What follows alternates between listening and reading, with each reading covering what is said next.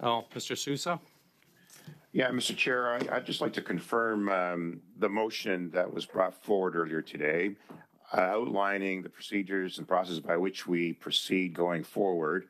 And I've not received any idea. There's no one on this committee that's been notified of a meeting anytime soon. We don't know what witnesses are coming before us. So I just want to confirm with the committee and with you that, in fact, we have no more meetings this week. Is that correct? No and I want the committee to, and I want the members to engage here. Yeah, notice is out for the meeting tomorrow, Mr. Sousa.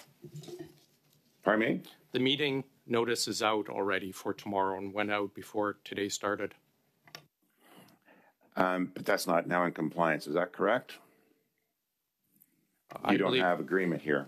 No, I believe it is in compliance. My understanding, looking at the motion, we have future meetings as well that we have booked for both the NDP study on Canada Post. We've got the red tape reduction meeting booked with witnesses. I assume that we look at the motion as for future ones that we are starting, that we will follow this. Yes, I don't think we're aware of that. I think we don't have consent, Mr. Chair, to proceed for tomorrow, given that we've not provided notice and we're still not aware of who the witnesses are. Who are the witnesses tomorrow? That's not even been discussed. It's on the notice, Mr. Sousa. If you look at the notice, you will see who's been booked. And again, it went out before the meeting started. I think there is a lack of desire to proceed without having prior consultation as a result of the motion that we brought forward today. And I suspect that we are going to request that we cancel the meeting for tomorrow as a result of the violation of the privileges to the members of this committee who have not been notified appropriately. Okay, well, thank you. I've got several others speaking. I have Mr. Chambers, then Mr. Kusmirchuk, then Ms. Atwin. Thanks, Mr. Chair. Look, my view is the notice has already gone out for tomorrow before we pass that motion. So if the member or the government members wanted to be very clear, the motion they brought forward was actually silent on what we were supposed to do about tomorrow. They could have easily made that clarification at that time. And so I leave the discretion to you as the discretion of the chair, which is used at every other committee, by the way. To the extent that government members are upset about this, perhaps they should be careful because it's their committee chairs at other committees who take much greater liberties with the standing orders with respect to this. Thanks. And I appreciate it. And I will note out again, for example, actually both upcoming studies, we've had to extend witnesses. And actually, I've also had to go in and fill witnesses for both an NDP and Liberal study. So it has happened before where I've had to go out and find witnesses. But again, Mr. Chambers is right. It did go out before that. But go ahead, Mr. Kusmirchuk. Yeah, I was just going to say, again, I disagree with how the meeting tomorrow that's scheduled was organized. We were not consulted. We were provided no opportunities for instruction. There was no consultation. There was no discussion. It doesn't provide us the time we need to prepare for an important meeting. Every meeting is important, but especially meetings such as that one with the witnesses. And this is not how we've conducted business in the 5 years that I have been on committee. And so I am simply registering my absolute wholehearted disagreement with the way all of these meetings have been scheduled this week. And it is not aligned with the motion that we passed earlier in today. And I want to register my complete disagreement and disappointment with how these last three meetings have been organized, completely without any consultation input from this committee. Thank you. Ms. Atwin? Thank you, Mr. Chair. And just to reiterate what my colleagues have shared, reading in a global news article that we were going to have a meeting Thursday, really disappointing. It defeats the collaborative atmosphere that I think we're all trying to achieve here. We have really important work to do. I think we very much were distracted from that important work today, and on our focus on main estimates, it kind of went down a path that it shouldn't have, and I see that will be the case for tomorrow as well. I just really think again that OGGO is a very important committee. You state this yourself at the beginning of our meetings all the time, the only committee that matters. So let's proceed in a way that's respectful of all of our time, of our constituency time as well. This has happened repeatedly now since Christmas. It's really important to me to connect with my community. And so that for me is a big piece that's missing here as well. But again, to read about a committee meeting and witnesses in a global news article, what happened there, Mr. Chair? I mean, we really need to have an atmosphere of respect here, and I'd like to see it return to that. Thank you. Yeah, I'll address that before I get to you, Mr. Sousa. Very clearly, I do not talk to Globe, whoever you're referring to.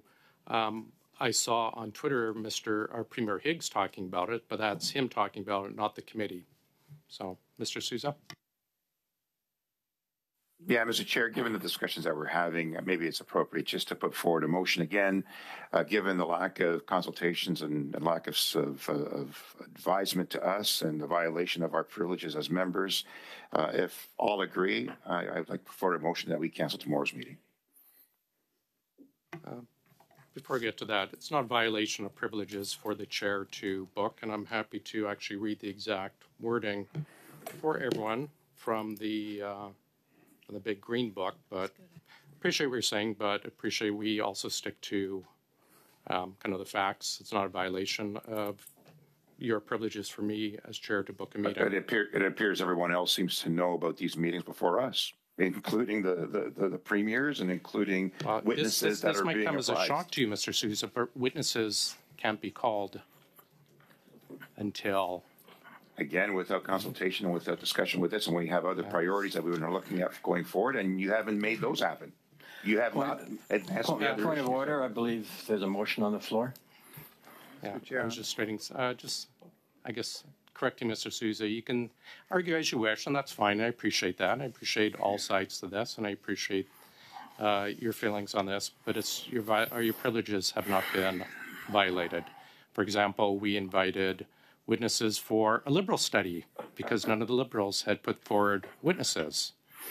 That is not a violation of your privileges. But I understand what you're saying. I just wanted to clear that one point because I think it's an important one. Yeah. We will start a speaking order. Hold on 2 seconds.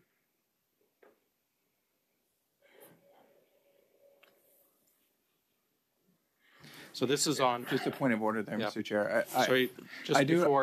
Before we get to that, we are on I see Mr. Drouin has his hand up, but we're going to get to Mr. Sousa's motion you just brought in.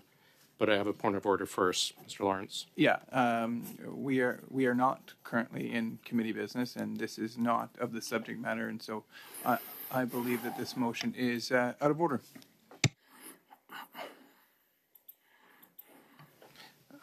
I appreciate that, Mr. Lawrence, but I understand procedurally it is. Mr. Kuzmierczuk, on Mr. Sousa's motion or a different issue?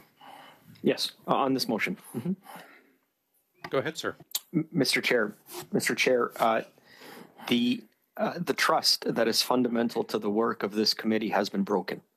The principle of collaboration that underpins all of our work here on Parliament Hill and in this committee has been broken. And I turn to you, sir, and I say that this is an opportunity here today for us and for you to begin the work of repairing that trust and repairing that relationship that is broken. And I do place that on your shoulders, sir. And what I would recommend is that you work together with the members of all parties around this table, as you've done in the past, to work together with all the members around this table to pick a date, to pick a time that works for this committee. And if it's the will of this committee to bring those witnesses forward and to have this discussion, then work with us, Mr. Chair, work with us, as has been your tradition at the beginning of your term as the chair of this committee. And so I ask you to work to repair this trust, repair this relationship. Let's put this committee back on track, and let's rebuild that relationship and that trust. And I believe it begins today with this motion, sir. And I ask you to consider the objections that this committee has brought forward publicly about the way that we've been conducting business here over the last several weeks. And I ask that you help us, again, rebuild the trust. Let's rebuild the relationship, and let's put this committee back on track. And I ask you for that, sir. And I look to your leadership on that. Thanks. I have Mrs. Vignola, then Mr. Drouin. Merci, Monsieur. Thank you, Mr. Chairperson.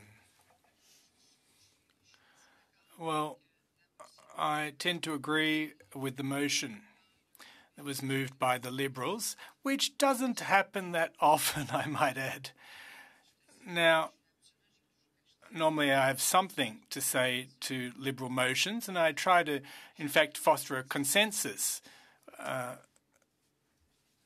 I'm patient. In fact, I'm surprised at how patient I am, to be honest. I am a straight shooter. I'm an open book. I really think that being frank is important. And unlike what many people say about politics, and when I was elected, well, politics is not a game. Politics is about service. And politics is not about reading budgets cover to cover, about reading pieces of legislation and bills cover to cover, doing the requisite research to really get a handle on issues and to be well informed without having a bias, and ask questions of experts and get their points of view. When people write to me and they don't understand, well, I respond to them, here's the point of view of the Bloc, here's the New Democrat standpoint, here's the Liberal standpoint, and because all of those combined help to inform our voters. Now, right now, at this juncture, I think there are folks taking politics, seeing politics as if it were a game. And as politicians, which is not a game, you know, this is not a game, as I said.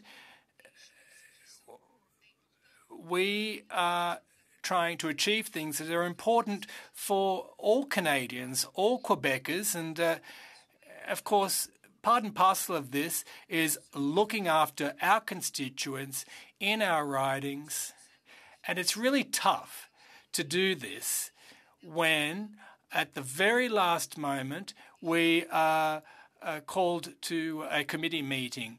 And listen, I've been, you know, I've been a good player here. But I have had to push back meetings.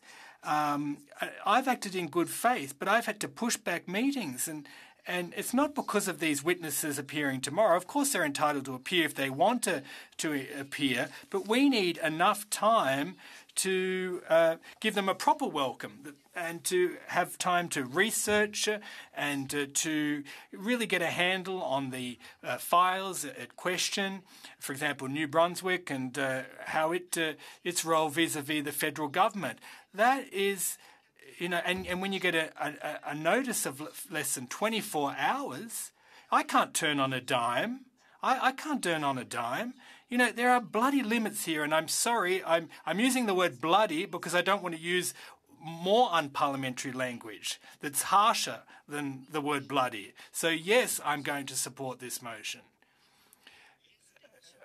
Calling for, respectfully, that this meeting be postponed to later, so that we can be better prepared, so that we can better study the issues at hand, and so that we can meet these witnesses, listen to these witnesses. These premiers are not puppets. They shouldn't be used as political pawns and puppets, and the onus is on us to show them the respect that is due to them and to be well prepared for our line of questioning. So I support this motion.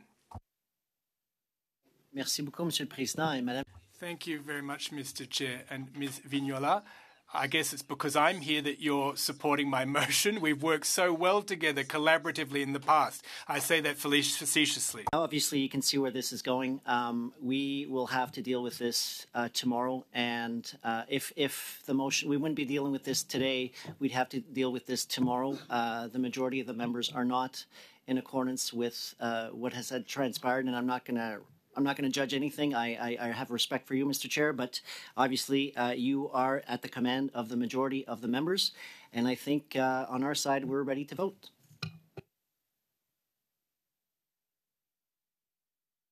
Mr. Lawrence?